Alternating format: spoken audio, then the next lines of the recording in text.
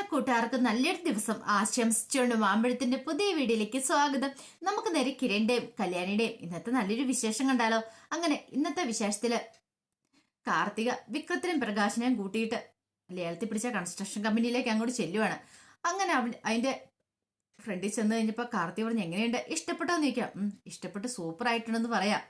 പിന്നീട് വിക്രം പറഞ്ഞു, ഞാൻ സ്വപ്നത്തിൽ പോലും പ്രതീക്ഷിച്ച കാര്യമില്ല ഇത്രയും വലിയൊരു കമ്പനിയിലേക്ക് വരാൻ പറ്റുമെന്നൊക്കെ ഉള്ളത്.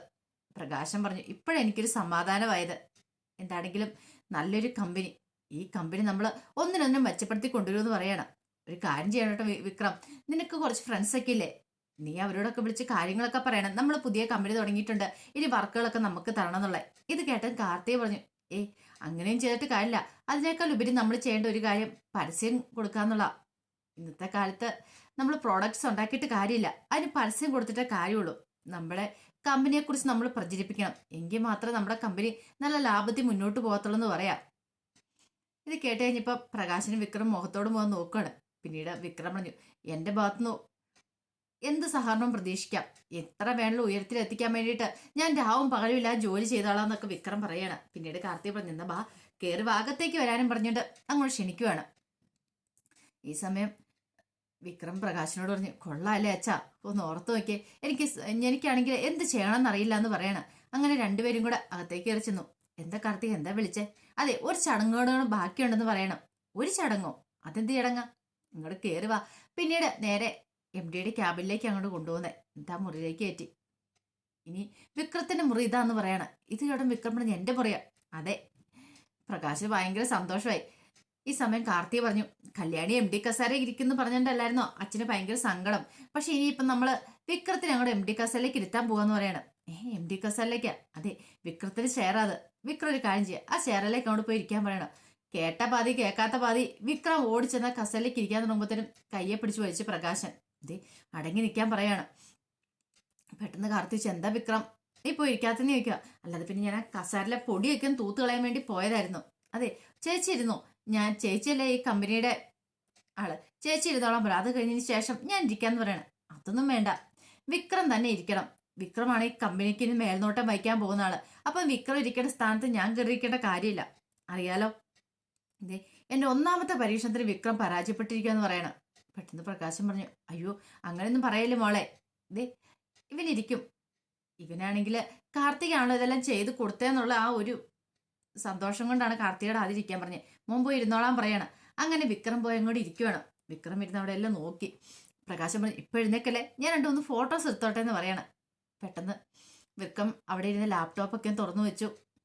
ഈ സമയം കാർത്തിക പറഞ്ഞു, ഇപ്പൊ വരാന്ന് പറഞ്ഞ് അങ്ങോട്ട് പോയി. കാർത്തിക പോയിട്ട് MD എന്നൊക്കെ എഴുതിയ ഒരു നെയിം ബോർഡൊക്കെ ആയിട്ട് അങ്ങോട്ട് വന്നു. അത് നേരെ വിക്രത്തിന് ഫ്രണ്ടിലേക്ക് വെച്ചു. എന്നിട്ട് ഇനി ഫോട്ടോസ് എടുത്തോളാൻ പറയണം. അങ്ങനെ പല പല പോസിലുള്ള ഫോട്ടോസ് ഒക്കെ എടുക്കണം. കറങ്ങുന്ന കസാരയിൽ കറങ്ങി വരുന്ന ഫോട്ടോസും ഭയങ്കര സ്റ്റൈലായിട്ടുള്ള ഫോട്ടോസൊക്കെ കണ്ടു. ഇത് ഞാൻ എല്ലാവർക്കും അയച്ചു കൊടുക്കുമെന്ന് പറയാം. കാർത്തിക പറഞ്ഞു, എല്ലാവർക്കും അയച്ചു കൊടുക്കണം. ഇതേ സ്റ്റാറ്റസ് ഇടുവാൻ വേണം, ആൾക്കാരൊക്കെ അത് കാണട്ടെ വിക്രം ഏത് പൊസിഷനിൽ എത്തി എന്നുള്ളത്. അത് പിന്നെ പറയാനുണ്ടോ മോളെ, എല്ലാരും ഞാൻ അറിയിച്ചിരിക്കും. ഈ പ്രകാശനോട് കളിച്ചിട്ടുണ്ടെങ്കിൽ എങ്ങനെ ഇരിക്കും ഞാൻ കാണിച്ചു കൊടുക്കും. ഒന്നുമില്ലാതെ പ്രകാശന്റെ മകനെ വീട്ടിൽ നിന്ന് ഇറക്കി വിട്ട പല ആൾക്കാരും ഉണ്ട്, അവരൊക്കെ ഒന്ന് കാണട്ടെ എന്ന് പറയാണ്. മോൾക്കറിയാവോ, ഞാൻ എത്രമാത്രം സങ്കടപ്പെടുന്ന നിമിഷങ്ങളുണ്ടെന്നറിയാവോ. എൻ്റെ 2 പെൺമക്കള് അവരെന്നോട് വലിയ വലിയ ചതികളൊക്കെ ചെയ്ത സമയത്തൊക്കെ ഞാൻ എത്രമാത്രം സങ്കടപ്പെട്ടു. അന്നാ ക്ഷേത്രത്തിൽ പോയി കാല് കഴിയ സമയത്ത് എൻ്റെ പെൺമക്കളുടെ കാലായിരുന്നെങ്കിലും എന്നോർത്ത് ഞാൻ കരഞ്ഞിട്ടുണ്ട്. അന്ന് രാത്രി ഞാൻ ഉറങ്ങിയിട്ട് പോലില്ല എന്നും പറഞ്ഞ് പ്രകാശം കള്ളക്കരച്ചിൽ അങ്ങോട്ട് കരയുവാണ്. വിക്രത്തിന് മനസ്സിലായി അച്ഛൻ നന്നായിട്ട് അഭിനയിച്ച് താർക്കുവാന്ന്. അങ്ങനെ കള്ളക്കരച്ചിൽ കഴിഞ്ഞ് എനിക്ക് സഹിക്കാൻ പറ്റുന്നില്ലെന്ന് പറഞ്ഞുകൊണ്ട് പുറത്തേക്ക് വരുവാണ്. പുറത്തേക്ക് വന്നുകൊണ്ട് കയ്യും കൂടി മാറ്റിട്ട് അവിടെ കിടന്ന് പൊട്ടിച്ചിരിക്കുവാണ്. പക്ഷെ ഇതെല്ലാം CCTV പിടിക്കുന്നുണ്ടായിരുന്നു, പ്രകാശിന്റെ ഈ അഭിനയ മാമാങ്കം ഒക്കെ. പിന്നീട് കാർത്തിക പറഞ്ഞു, എനിക്ക് കാണുന്നുണ്ട പ്രകാശ, നീ എന്തൊക്കെ കോപ്രായങ്ങൾ കാണിച്ചാലോ അതെല്ലാം ഇവിടെ CCTV അകത്ത് വരും. നീ കണ്ടു, നീ അധികം വൈകാതെ തന്നെ കമ്പനിയിൽ പുറത്താകുന്ന ഒരു കാഴ്ചയ്ക്കായിട്ട് ഈ കമ്പനി ഒരുങ്ങും. നീ കണ്ടു, അധികം വൈകാതെ സംഭവിച്ചിരിക്കുന്നു കാർത്തിക മനസ്സിൽ പറയാം. ഈ സമയം വിക്രത്തിന് എന്തെന്നില്ലാത്ത സന്തോഷമായിരുന്നു. വിക്രം ഇങ്ങനെ ആലോചിച്ചൊക്കെ ഇരിക്കുകയാണ്, എന്തൊക്കെയായിരിക്കും ഇവിടെ നടക്കാൻ പോണേ. താൻ MD ആയി കഴിഞ്ഞിട്ടുണ്ടെങ്കിൽ ചിന്തിക്കുന്നതിലും അപ്പുറമായിരുന്നത്. പിന്നീട് കാണിക്കുന്ന കിരണും രതീഷും കൂടെ പുറത്തു പോയിട്ട് നേരെ വീട്ടിലേക്ക് വരാൻ വേണ്ടി നിൽക്കുവാണ്. പെട്ടെന്ന് കിരണിന്റെ ഫോണിലേക്ക് ആ മെസ്സേജ് നോക്കി. ഇപ്പം വിക്രം ഇങ്ങനെ പല പോസ് വയ്ക്കുന്ന ഫോട്ടോസൊക്കെ അയച്ചു കൊടുത്തിരിക്കുക പ്രകാശന്. ഇത് കണ്ടു കഴിഞ്ഞപ്പോഴത്തേനും കിരണങ്ങ് നല്ല ദേഷ്യം വന്നു. പെട്ടെന്ന് രതീഷ് അങ്ങോട്ട് ഉദ്ധരിച്ച് എന്താ എന്താ കിരണേട്ടാന്ന് ചോദിക്കുക. നിങ്ങൾ നോക്കാൻ പറയണം. അങ്ങനെ ഫോട്ടോസ് കാണിച്ചു കൊടുത്തു. ഇവനെങ്ങനെ ഈ കസാര കയറി? അതാ പഴയ കൺസ്ട്രക്ഷൻ കമ്പനി അത് ലേലത്തിൽ പിടിച്ചിട്ടുണ്ടായിരുന്നു. അതിന്റെ MD ആക്കാനായിട്ട് കാർത്തി ഇവനെയാ കൊണ്ടുവന്നിരിക്കുന്നത്. കൊള്ളാം, കാർത്തികയ്ക്ക് പറ്റിയ ടീം തന്നെയാ. മിക്കവാറും കാർത്തികയുടെ ഉള്ള കമ്പനിയും കൂടെ പൂട്ടിച്ചിട്ട് ഇവൻ അടങ്ങോളെന്ന് പറയാം. ഇത് കേട്ട് ഞാൻ പ്രതീക്ഷ എന്തേലും ചെയ്യട്ടെ അമ്മമാര്, അല്ലെങ്കിൽ അതേ കാലമൊന്നും ഇത് വാഴത്തില്ല എന്ന് പറയണം. ഈ സമയം കിരൺ പറഞ്ഞു കുറച്ച് സൂക്ഷിക്കണം നമ്മളെന്ന് പറയാ. എന്തിന്? ഇവന്റെയൊക്കെ അടുത്ത് നമ്മളെന്തിനാ സൂക്ഷിക്കാൻ? അതല്ല, കാർത്തിക നല്ല ബുദ്ധിയുള്ള കുട്ടിയാ. കാർത്തിക ചിലപ്പോൾ എന്തെങ്കിലുമൊക്കെ മനസ്സിൽ പ്ലാൻ ചെയ്തിട്ടായിരിക്കും ഇങ്ങനെ ഒരു നാടകം കളിക്കുന്നത്. പക്ഷെ എന്ത് തന്നെയാണെങ്കിലും നമ്മുടെ കൺസ്ട്രക്ഷൻ അത് മങ്ങലേൽപ്പിക്കരുത്. അതുകൊണ്ടാ പറയണേ. ഒരു പക്ഷേങ്കിൽ ഇത് നമ്മളെ ബാധിക്കുന്ന കാര്യമായിരിക്കും. അതുകൊണ്ട് വളരെ കെയർഫുൾ ആയിരിക്കിട്ട് വേണം ഓരോ കാര്യങ്ങളൊക്കെ ചെയ്യാനായിട്ട് എന്ന് പറയണം. പിന്നീട് കിരൺ പറഞ്ഞു ഞാനിത് അവൾക്കൂടെ ഒന്ന് അയച്ചു കൊടുക്കട്ടെ കല്യാണിക്ക്, അവളും കൂടെ ഒന്ന് കാണട്ടെ എന്ന് പറയണം. അങ്ങനെ കല്യാണി ഇരിക്കുന്ന സമയത്ത് കല്യാണിയുടെ ഫോണിലേക്ക് മെസ്സേജ് വരിക. നോക്കിക്കഴിഞ്ഞപ്പോൾ പ്രകാശന്റെ മെസ്സേജ്. ആദ്യം പ്രകാശന മെസ്സേജ് അയക്കുന്നത്. വിക്രം കാസാലിരിക്കുന്ന കറങ്ങുന്ന എല്ലാം കൂടെ എൻ്റെ മോന് MD ആയിടി എന്ന് പറഞ്ഞ് ഒരു അടിക്കുറിപ്പോട് കൂടിയിട്ടാണ് ഈ മെസ്സേജ് അയച്ചു വിടുന്നത്. കല്യാണിക്ക് നല്ല ദേഷ്യം വന്നു. വൃത്തികെട്ടവൻ ഇരിക്കുന്ന ഇരിപ്പ് കണ്ടില്ല, നാണോ മാനോ ഇല്ലാതെ മറ്റുള്ളവരുടെ ചെലവിൽ ഇപ്പോഴും കഴിഞ്ഞുകൊണ്ടിരിക്കുന്നത്. എന്നിട്ട് അതിൻ്റെതായ ഒരു സങ്കടമോ അല്ലെങ്കിൽ ഒരു ബുദ്ധിമുട്ടോ ഒന്നുമില്ല, നല്ല കൂളായിട്ട് അവൻ ഇരിക്കുന്ന ഇരിപ്പ് കണ്ടില്ലേ എന്നോർത്ത് കല്യാണി പല്ലിറുമുവാണ്. പിന്നീട് കാണിക്കുന്ന RS കൺസ്ട്രക്ഷനിലേക്ക് ഒരു കാറ് വന്ന് നിൽക്കുകയാണ്. കാറിനകത്തുനിന്ന് ക്രിസ്റ്റീന അങ്ങോട്ട് ഇറങ്ങുവാണ്. അപ്പൊ ക്രിസ്റ്റീന കിരണിനും കല്യാണിയും തകർക്കാനുള്ള ആദ്യ ചുവടൊപ്പം നോണം കമ്പനിയിലേക്ക് വന്ന് അവിടെ ഒരു ജോലി തരപ്പെടുത്തുവാണ്. അങ്ങനെ വരുന്ന വരവ് കൊണ്ടപ്പോൾ തന്നെ സെക്യൂരിറ്റിക്കാരൻ പറഞ്ഞു ഇതേതായത് കൊള്ളാലോ, ഇവിടെ കണ്ടിട്ടില്ല, എന്താണ് ഇവരുടെ ഉദ്ദേശം? ആ വരവൊക്കെ കണ്ടിട്ട് ഏതോ വലിയ ഹൈ ടീമാന്ന് തോന്നേ. പെട്ടെന്ന് വെച്ചു കിരൺ സാറല്ലേ നീക്കും ഉണ്ട് അകത്തുണ്ടെന്ന് പറയണ. ഇത് കേട്ടതും അവരകത്തേക്ക് അങ്ങോട്ട് കയറി പോവാണ്. അകത്തേക്ക് എന്ന് കഴിഞ്ഞപ്പോൾ രതീഷ് അവിടെ ഇരിക്കുന്നുണ്ട്. ആരാ എന്ത് വേണമെന്ന് ചോദിക്കുകയാണ്. അവർ ബാഗിനകത്ത് ഇരിക്കുന്ന ആ ഒരു പേപ്പർ അങ്ങോട്ട് കാണിക്കുകയാണ്.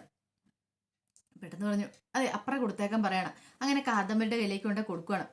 കാദംബരി പറഞ്ഞു ഓ അപ്പൊ അതല്ലേ വരാൻ പറയണം. രതീഷ് വെച്ച് എന്താ ഇന്റർവ്യൂവിന് വന്നാന്ന് പറയണം. ഓ അങ്ങനെ അവരെയും കൂട്ടിക്കൊണ്ട് അങ്ങോട്ട് അകത്തേക്ക് ചെല്ലുക. ഈ സമയത്ത് കിരണ് ലാപ്ടോപ്പിനകത്ത് കുറച്ച് ജോലികളൊക്കെ ചെയ്തുകൊണ്ടിരിക്കുവായിരുന്നു. പിന്നെ സ്റ്റാഫിന് വേണ്ട നിർദ്ദേശങ്ങളൊക്കെ ഇടയ്ക്കിടയ്ക്ക് ഫോണിൽ കൂടെ കൊടുക്കുന്നുണ്ടായിരുന്നു. അങ്ങനെ നിൽക്കുന്ന സമയത്താണ് കാദംബരി വന്നിട്ട് പറഞ്ഞത് അതെ ആ പെൺകുട്ടി വന്നിട്ടുണ്ട്, ഇന്റർവ്യൂവിന് വന്നിട്ടുണ്ടെന്ന് പറയണം. ഇത് കേട്ട കിരൺ പറഞ്ഞ് കയറി വരാൻ പറ എന്ന് പറയണം. പെട്ടെന്ന് ക്രിസ്റ്റീനെ അങ്ങോട്ട് കയറി വരുവാണ്. ക്രിസ്റ്റീനെ അങ്ങോട്ട് വന്നപ്പോൾ കിരണം നോക്കി. കാരണം വേഷവിധാനം അങ്ങനത്തെ ആയിരുന്നു. ഒരു കുട്ടിയുടുപ്പ് പോലെയുള്ളൊരു ബനിയനൊക്കെ ഇട്ട് അതോടൊപ്പം തന്നെ ഒരു നല്ല ടൈറ്റ് ജീൻസ് ഒക്കെ ഇട്ടുണ്ട് അങ്ങോട്ട് വന്നത്. ആ ഒരു കാഴ്ച കണ്ടത് ഇങ്ങനെ നോക്കി. കാരണം കൈയില്ലാത്ത ബനിയനൊക്കെ ഇട്ടുകൊണ്ട് ഇന്റർവ്യൂവിന് വരിക എന്ന് പറഞ്ഞിട്ടുണ്ടെങ്കിലേ കിരൺ ഇങ്ങനെ നോക്കിയിട്ട് പറഞ്ഞു ബാ വന്നിരിക്കാൻ പറയാണ്. അങ്ങനെ വന്ന് ഇരുന്നോടെ ഇരുന്ന് വെച്ചിട്ട് സർട്ടിഫിക്കറ്റ്സ് ഒക്കെയോ അങ്ങനെ സർട്ടിഫിക്കറ്റ്സ് ഒക്കെ കൊടുക്കുവാണ്. കിരൺ ആ സർട്ടിഫിക്കറ്റ്സ് ഒക്കെ ഒന്ന് നോക്കി വെരിഫൈ ചെയ്യുകയാണ്. ഈ സമയത്ത് ക്രിസ്റ്റീനെ ചുറ്റുപാടും ഒന്ന് നോക്കി കൊള്ളാം സൂപ്പർ ആയിട്ടുണ്ടെന്ന് മനസ്സിൽ പറയാണ്. ഈ സമയം രാഹുൽ ആണെങ്കിൽ ആകെപ്പാടെ തലയ്ക്ക് ഭ്രാന്ത് പിടിച്ച അവസ്ഥയിൽ രാഹുൽ ഇരിക്കുകയാണ്. അപ്പോഴാണ് സരയോ അങ്ങോട്ട് ഇറങ്ങി വന്നത്. എന്താച്ചാ എന്ത് പറ്റി ഇങ്ങനെ ആലോചിച്ചോണ്ടിരിക്കുന്നേ? ഓ ഇനിയിപ്പോൾ ആ കിരണിനെയും കല്യാണിയും വേർപ്പെടുത്തുന്നത് എങ്ങനെയായിരിക്കും അതിനെക്കുറിച്ചുള്ള ആലോചനയിലായിരിക്കും അല്ലേന്ന് ചോദിക്കാം. ഇത് കേട്ടതും രാഹുൽ പറഞ്ഞു അതൊക്കെ അതിന്റെ വഴിക്ക് നടന്നോളൂ എന്ന് പറയണം. നടന്നോളൂന്നോ? അതെ അതിന്റെ കാര്യങ്ങളൊക്കെ ഞാൻ നോക്കിക്കോളാം. പക്ഷേങ്കിൽ മോൾ എങ്ങനെയല്ല ആ കിരണിനെ ഒന്ന് വശത്താക്കാനുള്ള വഴി നോക്കാൻ പറയണം. ഇത് കേട്ടതും സരുവിനങ്ങ് ദേഷ്യം വന്നു. അച്ഛൻ എന്താ പറഞ്ഞേ? അച്ഛന് നാണമുണ്ടോ ഇങ്ങനെ പറയാനും ചോദിച്ചിട്ട് രാഹുലിന്റെ കോളറിന് പോയി കുത്തിപ്പിടിക്കണം. എന്റെ ഭർത്താവാ മനുവേട്ടൻ തള്ളിക്കളഞ്ഞ് ഞാൻ വേറെ വിവാഹം കഴിക്കണം അല്ലേ? ഇപ്പല്ലേ അച്ഛനെ മനസ്സിലേക്ക് എനിക്ക് മനസ്സിലായത്. അതൊരിക്കലും നടക്കാൻ പോകുന്ന കാര്യമല്ല അച്ഛാ. മേലാൽ ഈ കാര്യം പറഞ്ഞോണ്ടല്ലോ അച്ഛനെ ഞാനായിരിക്കും കൊല്ലുന്നത്. പറഞ്ഞു കേട്ടല്ലോ അച്ഛനാന്നും പറഞ്ഞ് നടക്കുന്നു. ഇതേ കുറച്ച് ദിവസം കഴിയുമ്പോൾ ഞാൻ അമേരിക്കയ്ക്ക് പോകും. പിന്നെ എനിക്കിവിടെ എന്ത് നടന്നാൽ എന്താ നടന്നില്ലെങ്കിൽ എന്താ കിരണും കല്യാണിയും വേർപിരിയാതിരിക്കുവോ എന്ത് വേണം ചേട്ടൻ സറിയോ പറയാ. പെട്ടെന്ന് രാഹുൽ പറഞ്ഞു എൻ്റെ മോളെ നീ ഒരു അമേരിക്കയ്ക്കും പോവില്ല. അമേരിക്ക കാണും നീ വല്ല ഫോണിനകത്തോ TV-കകത്തോ മാപ്പിലോ ഒക്കെ അമേരിക്ക കാണും. പക്ഷെ നിനക്ക് പോകാൻ പറ്റില്ലെന്ന് പറയാം. ഇത് കേട്ടത് സറിയ പറഞ്ഞു എന്താ എനിക്ക് പോയാല്? അതെ അവനെക്കുറിച്ച് ശരിക്കും അറിയത്തില്ലാഞ്ഞിട്ടാ. അവനെക്കുറിച്ച് അറിഞ്ഞു കഴിയുമ്പോൾ എൻ്റെ മോൾക്ക് അതൊക്കെ മനസ്സിലാവും. ഈ അച്ഛൻ പറഞ്ഞാണല്ലോ ശരിയെന്നുള്ള കാര്യം എന്ന് പറഞ്ഞ് രാഹുൽ അങ്ങോട്ട് പോവാണ്. ഇത് കേട്ട് കഴിഞ്ഞപ്പോൾ സരയു എന്ത് ചെയ്യണമെന്ന് അറിയാതെ നിൽക്കുകയാണ്. അപ്പൊ അതിന്റെ വിശേഷങ്ങളൊക്കെ എന്ന് കണ്ടത്. ഇതിന്റെ ബാക്കി വിശേഷങ്ങളുമായിട്ട് വൈകുന്നേരത്തെ പ്രൊമോയിൽ വരാട്ടോ. ഒരിക്കൽ കൂടി എല്ലാവർക്കും നല്ലൊരു ദിവസം ആശംസിച്ചു നിർത്തുന്നു. നന്ദി.